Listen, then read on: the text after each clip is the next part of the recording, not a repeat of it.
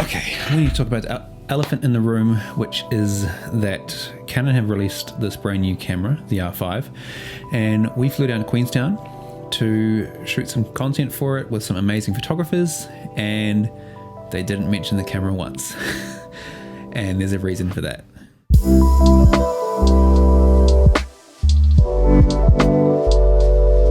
You know, the internet is going to be full of videos on this camera and full of much more unbiased reviews from third-party content creators.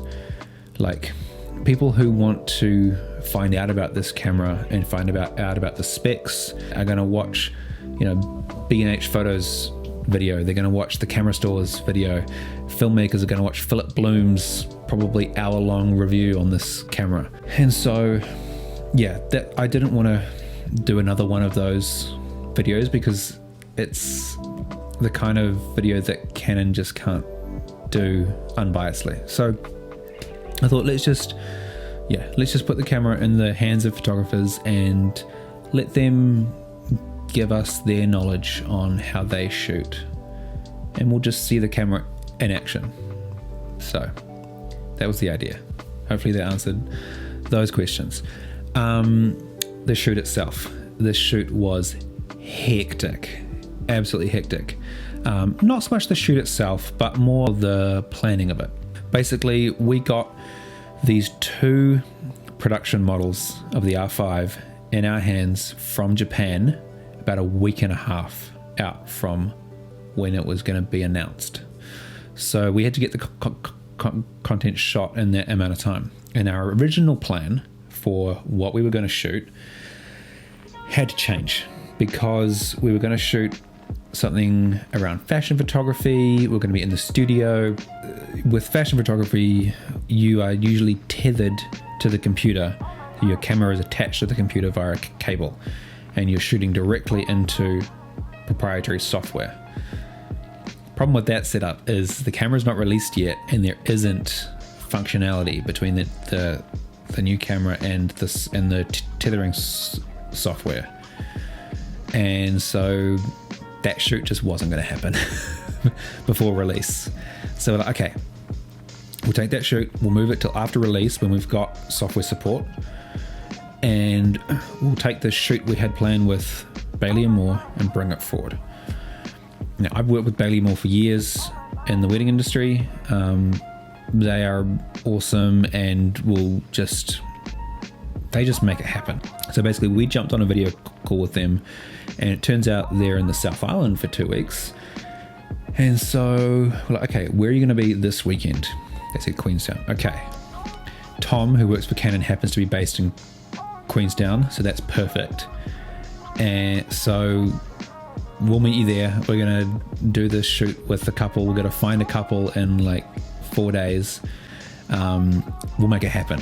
So our video call was on the Monday, I think. I jumped on a plane to Queenstown that Friday to shoot this video. And yeah, thankfully Tom from Canon now lives in Queenstown, so he picked me up. We jumped in his truck, we met Sai and Soph, and they'd put out a word on their Instagram story looking for a couple like the day before. Found this awesome couple, and yeah, I touched down in Queenstown about 9 a.m. We started shooting around midday, and we just ran through what would be a normal sort of couple shoot for them. Two locations, you know, starting to warm up with the couple, and yeah, just working our way through as the light got nicer and nicer, and then eventually moving to the next location to finish off at sunset. So in terms of what we used to shoot this video, basically I was solo operating my Canon C200.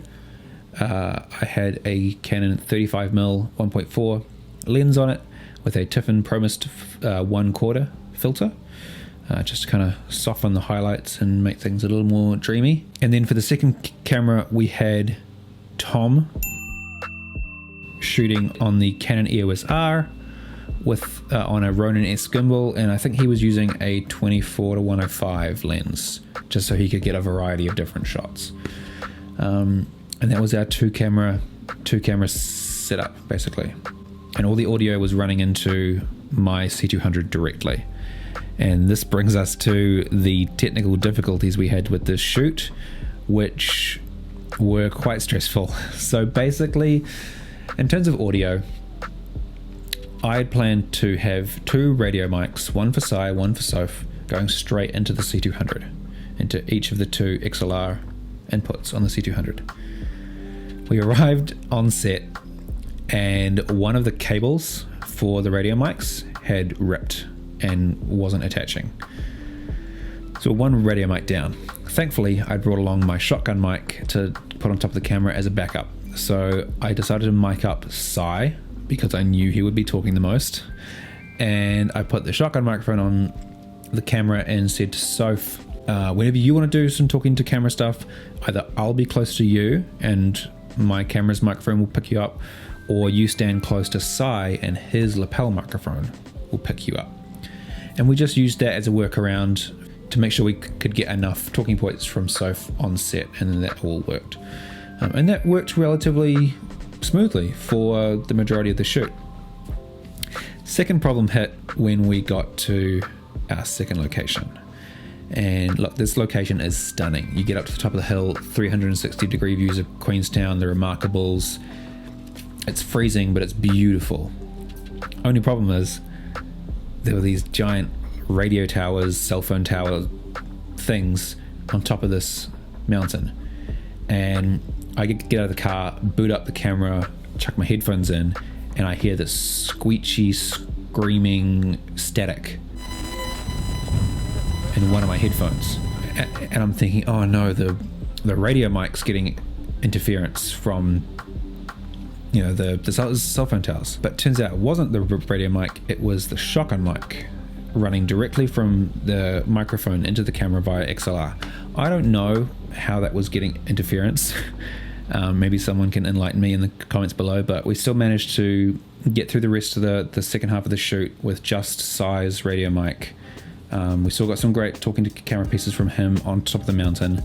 And then what I did was, after the shoot, took Sai and Soph back to my hotel and recorded some more talking to camera pieces just with audio to layer back in, so that I made sure I had enough of Soph and made sure I had enough from Sai as well to finish off the film. So that's how we dealt with that. So definitely some technical issues in terms of the audio, but thankfully from the 3 options, even with 2 of them failing, we're still left with 1 and we could finish off the shoot, which was really, really cool.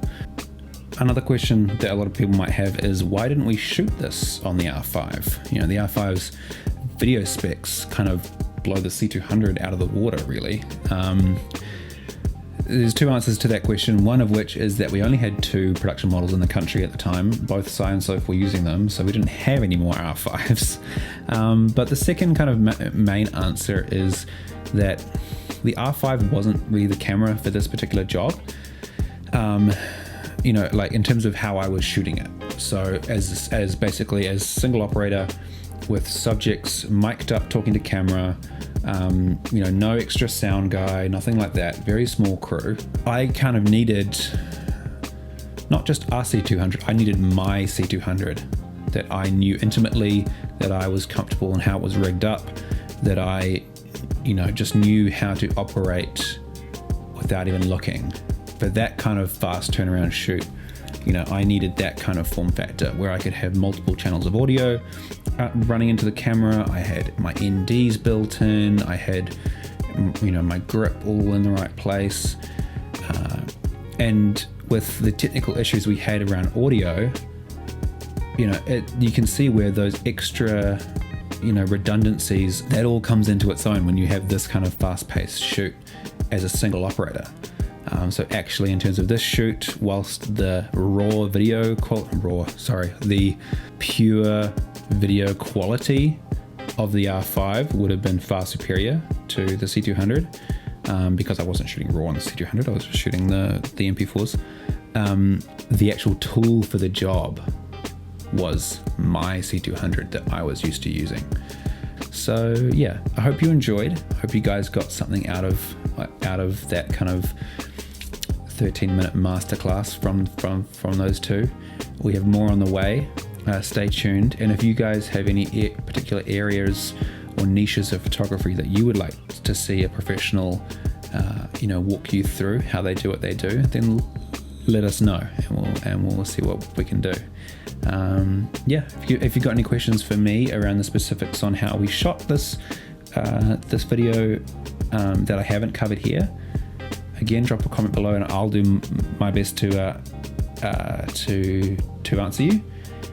I think that's about it.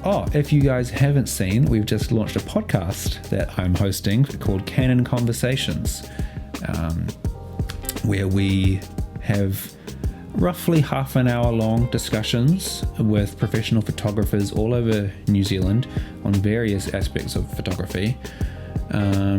It's available in both video and audio form, either on YouTube, Facebook, or on the likes of Spotify and Stitcher, for those of you who prefer your podcasts in audio form.